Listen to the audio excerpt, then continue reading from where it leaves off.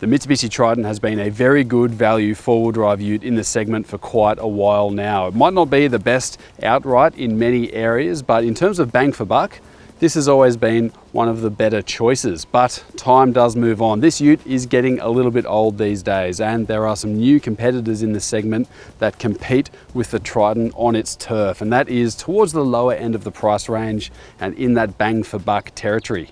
So the question is this still the best choice in that part of the field?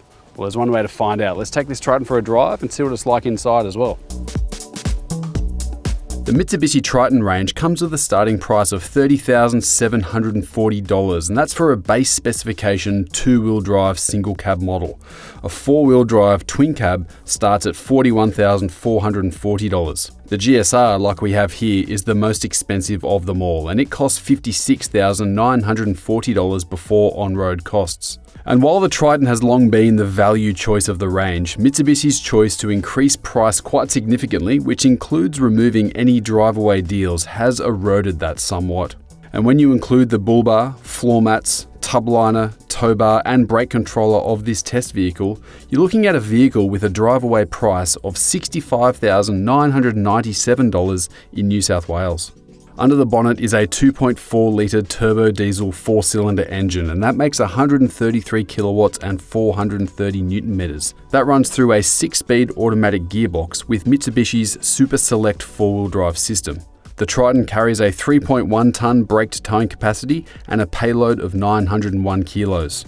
The Triton's tub is 1400 millimeters long overall, which makes it one of the smallest in the segment for length. In terms of width, there is 1533 millimeters wide, but between the wheel arches, you'll only find 1065 millimeters of width. This is the interior of the Triton, and being GSR, you do have a few nicer touches in this top spec model. You've got leather trimming on the seats here, and you do have electric adjustment, but only for the driver. The passenger does have to make do with mechanical controls in that regard. You've got some nice steering wheel controls here and a nice wrap there as well. Ergonomically speaking, you do have tilt and reach, which is a nice thing to have in terms of getting dialed behind the wheel, but the seat adjustment maybe could be a little bit better. And ergonomically, that's one of those areas where this Triton does start to feel its age a little bit. Now, another big hint about age here is the infotainment display. We've got a display here that has Apple CarPlay, it's got Android Auto, it's got digital radio as well, but this is an area where technology is moving fast at such a rate that this just feels a bit dated and small. I mean, a lot of people's smartphones are about as big as this display here at the moment. So while it is fine, it just feels a bit old. You've got some buttons on the side here for some basic navigations, and you've got a volume control on the other side here as well. It works okay, it's not too bad, but I think a volume dial, a physical volume dial, is always the best thing to have, especially for fast adjustments when you're on the move.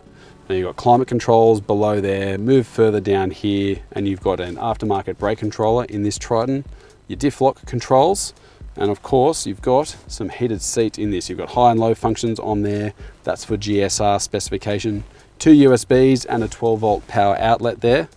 Further down, that's a nice handy spot for your wallet there. There's no wireless charging or anything like that. 2 cup holders down here next to your controls for the Super Select all-wheel drive system. That's a cool thing to have in this Triton. And then a center console, which is decent sized, I suppose, nothing too special, but there is a 12 volt power outlet in there.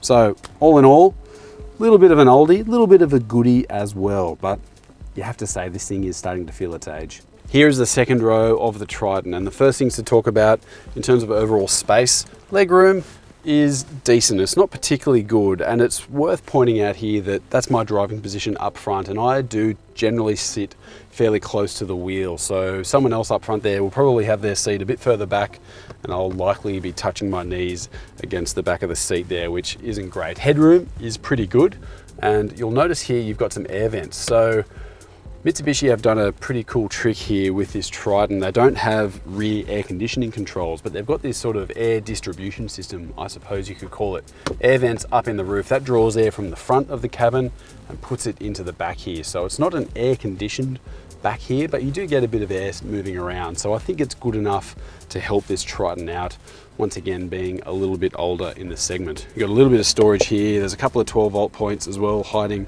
next to it underneath a flap, and pop this down and you've got an armrest. It doesn't sit perfectly flat, but it does the job. And you've got 2 cup holders there as well.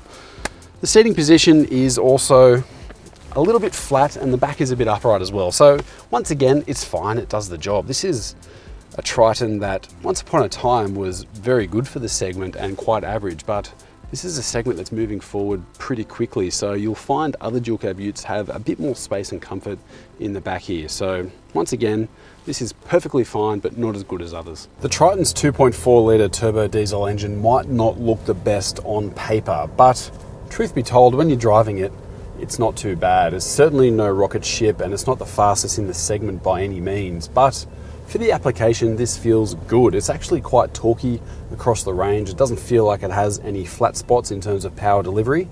And it's got a 6-speed automatic gearbox, which is nicely matched and has no bad characteristics either. When you do start to feel the tiredness, I suppose, of this platform and the age of it is the way that it steers, general handling and ride quality. This is stuff that once upon a time was definitely not a strength of a dual cab ute, but when you drive something like a new Ford Ranger, for example, even something like a SsangYong Musso, you can tell that this Triton just has fallen behind the game slightly in that regard. It's still fine, don't get me wrong. It's perfectly fine and well suited for the application. And if you're just looking for a good value, cheap 4-wheel drive ute from a brand that has a lot of runs on the board, then this Triton is still good. And you've got that nicely matched warranty as well of 5 years plus 5 if you keep up with the dealership servicing. One thing this Triton has which others cannot compete with is a more sophisticated all-wheel drive and 4-wheel drive system. Mitsubishi calls it Super Select. It's something that they've had for many years now, and it effectively gives you the ability to run 2-wheel drive, all-wheel drive and 4-wheel drive along with a proper low-range system and locking rear differential. So 4-wheel drive and low range, obviously that's for off-road work, but the all-wheel drive, you call it 4H in this situation, is about low friction surfaces, low traction surfaces on road. So that might be dirt, that might be icy conditions, that might be a wet and slippery mountain pass or something like that. You just want a little bit more grip through the forward-driven wheels, and you can do that with this Triton on road, and that's a really good thing to have. And it might sound like I'm being a bit mean on the Triton, but I have to say I still kind of have a soft spot for this car. It's very good value and it doesn't really put a foot wrong anywhere. Mitsubishi has been making this vehicle for a long time now, so it feels really nicely sorted overall. It just feels a little bit dated. The Triton is as solid as it's ever been, and that 10-year warranty, if you do include the factory servicing, is a nice thing to have for a ute that you want to keep for the long term. But in some respects, the age of this Triton does let it get away from the field a little bit. The years haven't been too kind, and because this segment is progressing at such a fast rate, we've got new entrants all the time, new technology, more safety, more refinement. This is really starting to lag behind the pack in some of those areas. But it has to be said, this Triton doesn't really put a foot wrong anywhere. However, just the age of it does make it feel like it's lagging behind the rest of the competition in some of those areas, particularly the on-road driving experience, as well as technology and safety. So it's still a solid option, but I would only be looking at this if I could get it at a fairly sharp price. Now let us know in the comments below, do you think this Triton still has what it takes in the modern day four-wheel drive ute segment, or would you be looking at somewhere else? Let us know in the comments, hit like, give us a thumbs up while you're there as well, and of course read the full review of this Mitsubishi Triton at Drive.com.au.